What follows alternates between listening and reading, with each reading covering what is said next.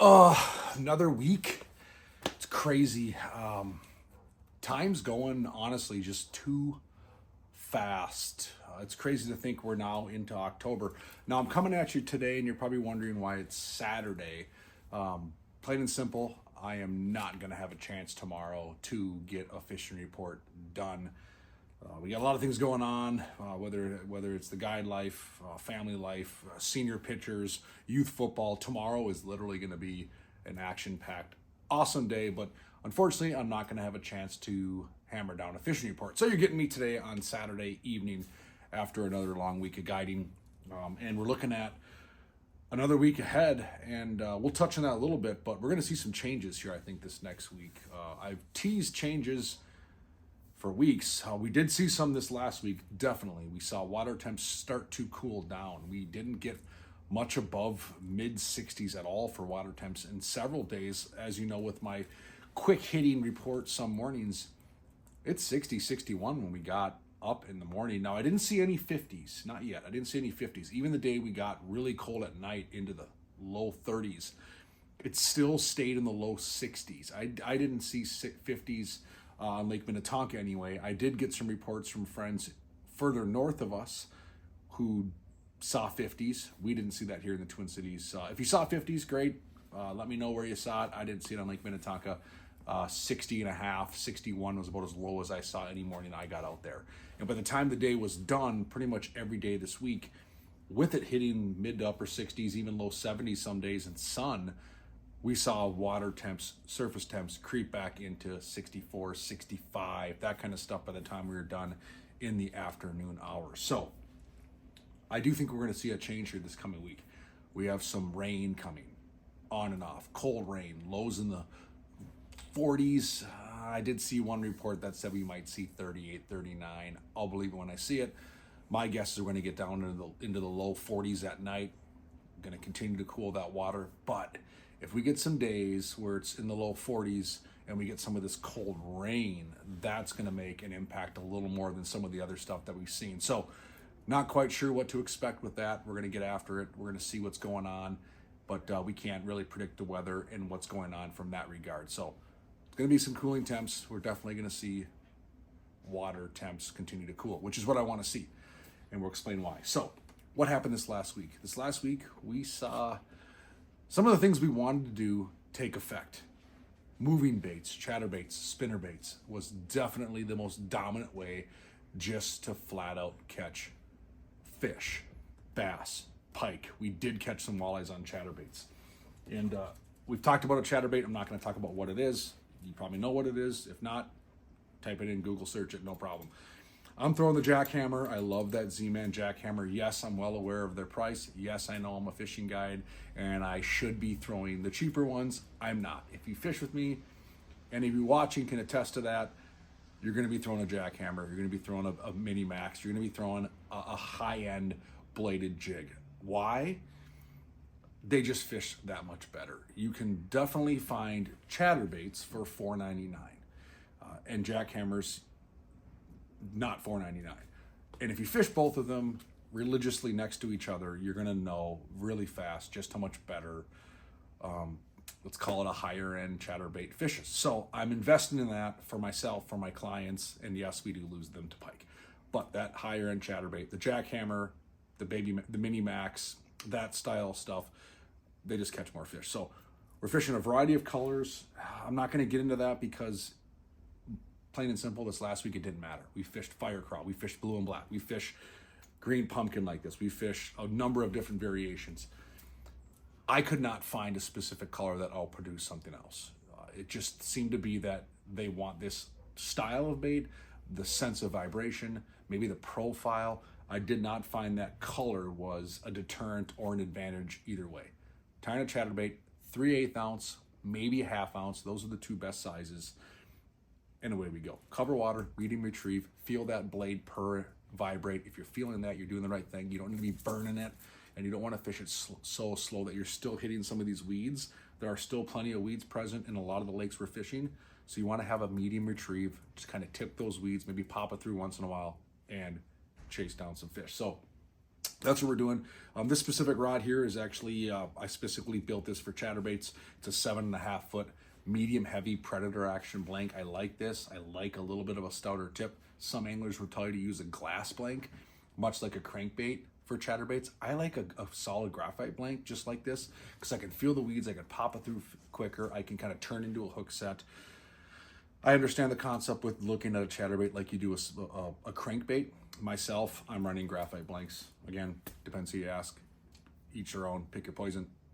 Corrado DC, love this reel. I've talked about it many, many times. For that price point, it can't be beat. And you can do a braided line, you can do a fluorocarbon line. I do a little bit of both. It all depends on the situation, but that's my chatterbait setup. So that's kind of your just go fishing. And you can certainly throw on a medium or medium heavy spinning rod. No problem. I have a lot of clients this last week chucking and winding medium, 7 foot medium action spinning rods with 20-pound braid and a fluoro leader for chatterbaits, catching plenty of fish doing it that way too. So super fun way just to get bit. We caught some big bass. We actually caught a pretty big pike the other day. Nick caught a nice pike, probably, man, it had to be a 10+ pound fish. That was pretty cool to see on a chatterbait. Like I said, we've had some walleyes get caught on that too. So, all right, so the moving baits are going. Wacky rigs, Senkos, catching fish, jigs, catching fish. There's a lot of things still going on in the world of bass to get bit. Crankbait fishing. As the weeds start to lay down, some of these lakes are starting to turn over, which means the thermocline switches, weeds die, float, things happen. Oftentimes there's a stall in hot fishing behavior for a couple days while lakes turn over. It's weird because right now what I'm seeing on like a Lake Minnetonka is that the lake sets up so diverse from dirty water to clean water that some parts of the lake turn over different than others. And some lakes, not Minnetonka, but some lakes, as you go to northern Minnesota, you just don't get a big turnover. So do some research on the fall turnover. It is something that is very intriguing. I think a lot of you might not think about that when you go fishing and wonder why fishing was tough today. We're going to encounter a period of time here where things get tough and there's some conditions that we just can't control. And you might think the weather and all these things look so great to be out there catching fish. Well, lakes sometimes beg to differ and can throw some things at you. So study the fall turnover, do some research, learn about it. I'm not going to get too long-winded on it on this fishing report, but the fall turnover is a real thing and it happens on a majority, if not all, the lakes here in the metro area. So study that, learn about that one, get after it. I want to touch again on panfish. I think, once again, we just kind of overlook the panfish. The last couple days, we've had a blast chasing bluegills, crappies. They're accessible, they're fun, they're crushing little swim baits, they're crushing little plastics, little tubes, a number of different things. We've talked about the ways to catch these panfish the last few weeks, and it's been pretty consistent. Now, they are clinging on to green weeds, deeper weeds, the deepest weeds you can find still. We caught some fish scattered up shallow, but I think they're starting to slide out a little deeper as things get cooler, and they're holding on to the deepest green weeds they can find. Yesterday, really good panfish bite in 12 to 16 feet of water. We've caught them decent in 8 to 12 feet of water in dirtier bays. So again, we've talked about the diversity of a lake like Lake Minnetonka, but on the lake near your house, you might be relating to this too, where the water's dirtier or it's cleaner. Seems like the dirtier water, we have a little bit better shallow water bite right now on these panfish, where the cleaner water, again, we're talking about clinging to structure, points, inside turns, all that kind of stuff. And the cool thing about the panfish bite right now, we've had a lot of wind the last few days, cold wind, which can be tough to fish in, which can be uncomfortable, which for a number of reasons, right? You don't have to be in the wind to catch these panfish, which has been great. We get out of the wind, we get comfortable, we have good conversation, and we're setting hooks, putting crappies, putting bluegills in the live well. Fun time of year to chase panfish. So don't neglect bluegills and crappies this time of year. That's an option to where you can have some success in the boat. So the walleye side of things, we've caught some fish on small little flukes, small little jerk baits, small little plastic minnows. We've used a variety of different things to catch some fish.